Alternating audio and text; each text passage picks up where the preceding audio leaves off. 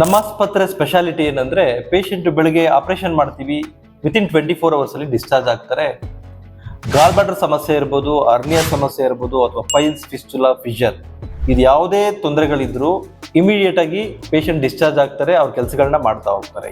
ಇದ್ರದ್ದು ಸೀಕ್ರೆಟ್ ಏನಂದ್ರೆ selection of patients, proper diagnosis ಮಾಡೋಂಥದ್ದು, ಪೇಷಂಟ್ನ ನಿಧಾನವಾಗಿ ಕೌನ್ಸಿಲಿಂಗ್ ಮಾಡಿ ಅವ್ರ ಹತ್ರ ಏನಿದೆ ಡೌಟ್ಸ್ಗಳನ್ನ ಅದನ್ನ ಸರ್ಜರಿಗಿಂತ ಮೊದಲೇ ಅಲಿವೇಟ್ ಮಾಡೋಂಥದ್ದು.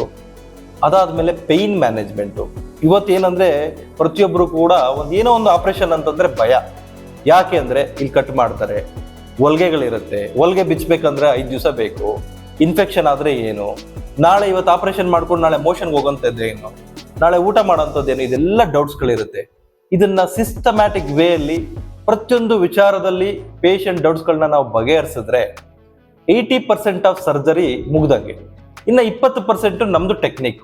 ಆಬ್ವಿಯಸ್ಲಿ ನಮ್ಮ ಇಮಾಸ್ ಆಸ್ಪತ್ರೆಯಲ್ಲಿ advance technology like laparoscopy, lasers, ಮೆಷಿನ್ಸ್ಗಳಿದೆ.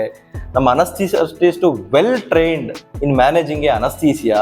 ಮತ್ತೆ ನಾವು ಸರ್ಜರಿನೂ ಕೂಡ ಇವತ್ತಿನ ದಿವಸ ತುಂಬಾ ಫಾಸ್ಟ್ ಆಗಿ ಮಾಡಿ within 45 minutes to 1 hour 15 minutes ಪೇಷಂಟ್ನ ನಾವು ಪೋಸ್ಟ್ ಆಪರೇಟಿವ್ ವಾರ್ಡ್ಗೆ ಕಳ್ಸಿಕೊಡ್ತೀವಿ. 6 hours ಅಲ್ಲಿ ಓರಲ್ ಲಿಕ್ವಿಡ್ ಸ್ಟಾರ್ಟ್ ಮಾಡ್ತೀವಿ, ಸಾಯಂಕಾಲ ವಾಕ್ ಮಾಡಿಸ್ತೀವಿ.